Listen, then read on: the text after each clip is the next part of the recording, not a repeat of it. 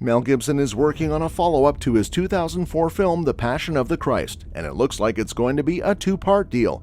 According to info on IMDb, the sequel is called The Passion of the Christ Resurrection Part 1, suggesting that there will be a Part 2 and maybe even more. Jim Caviezel, who played Jesus in the first film and is returning for the sequel, spilled the beans in an interview. He mentioned that Gibson has been at this for a while, and the new movie might turn out to be the biggest film ever, potentially spanning 2 parts or maybe even 3. The sequel, titled The Passion of the Christ Resurrection, has been in the works since 2016. Gibson is back in the director's chair and is co-writing the script with Randall Wallace. The story will revolve around the events leading to Jesus' resurrection, with Part 1 delving into the 3 days between the crucifixion and resurrection, where Jesus descended to Abraham's bosom to preach and bring back Old Testament saints. Gibson teased that he has 2 scripts for the movie, describing one as structured and more conventional, while the other is like an acid trip, exploring different realms, including hell and the fall of angels. As of now, IMDb lists the release date for The Passion of the Christ Resurrection Part 1 as 2025, with production set to kick off in January 2024. So it looks like we'll have to wait a bit, but it sounds like it's going to be quite the cinematic experience. But for it to be a cinematic experience, it has to overcome the controversy surrounding it. People have raised questions about the historical and biblical accuracy of Mel Gibson's film. Some critics argue that Gibson added elements to the first-century Judea accounts and the biblical story of Christ's crucifixion. However, some scholars defend the movie, emphasizing that its main focus isn't on historical precision. Biblical scholar Mark Goodacre, for instance, pointed out that Gibson never explicitly claimed the film to be historically accurate. Gibson himself stated that his primary duty was to stay true to the story without contradicting the scriptures. He believed he had room for artistic interpretation as long as it didn't clash with the biblical narrative. One example is a scene depicting Judas Iscariot tormented by childlike demons. Another scene shows Satan with a demonic baby during Christ's flogging, interpreted as a twist on traditional depictions of the Madonna and child. Gibson explained that he aimed to portray evil, distorting what's good. He used the example of a mother and child, transforming it into an androgynous figure holding a 40-year-old baby with hair on his back. Despite the shocking nature of these scenes, Gibson saw them as fitting moments to convey the distortion of good by evil. In response to questions about the film's faithfulness to the New Testament, Father Augustine Di Noia of the Vatican's Doctrinal Congregation clarified that Gibson's work isn't a documentary, but remains faithful to the fundamental structure shared by all 4 gospel accounts.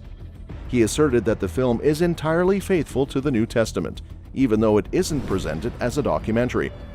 And that wasn't it. There are accusations of anti-Semitism as well. Before the film's release, there were strong objections to what some perceived as anti-Semitic elements in it. Notably, 20th Century Fox chose not to distribute the film due to concerns raised during a protest outside the News Corporation building.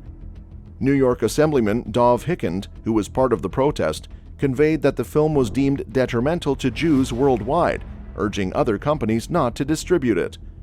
A joint committee from the Secretariat for Ecumenical and Interreligious Affairs of the United States Conference of Catholic Bishops and the Department of Interreligious Affairs at the Anti-Defamation League reviewed the script before the film hit theaters. In a statement, they described it as one of the most troubling texts concerning anti-Semitic potential in the past 25 years. They emphasized that the main narrative portrayed Jesus being relentlessly pursued by a group of Jews led by the high priest Caiaphas. According to them, this storyline, where Jews manipulate Pilate into executing Jesus, had historically fueled anti-Semitism in Christian societies.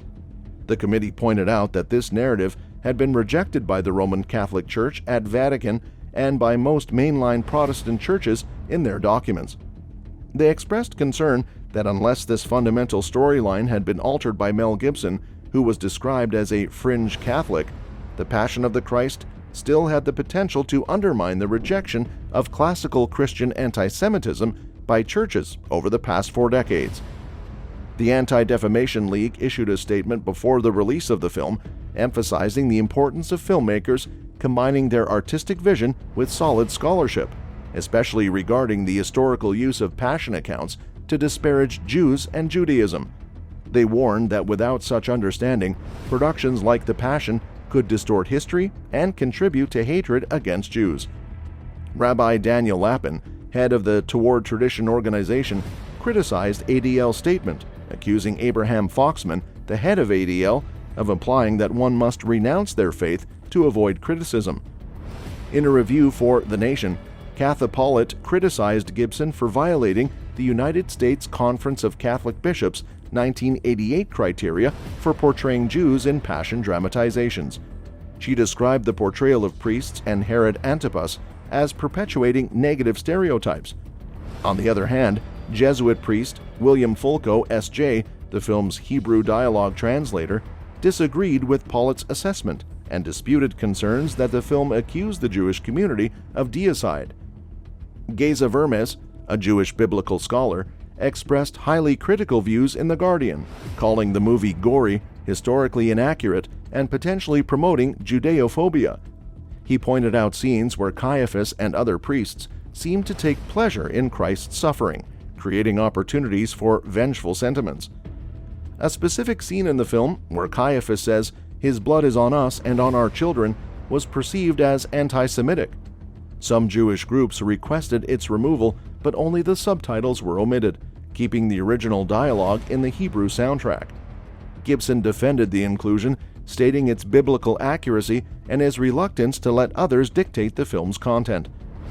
The South Park episode The Passion of the Jew satirized the allegations of anti-Semitism surrounding the film, depicting various reactions of the protagonists to its release.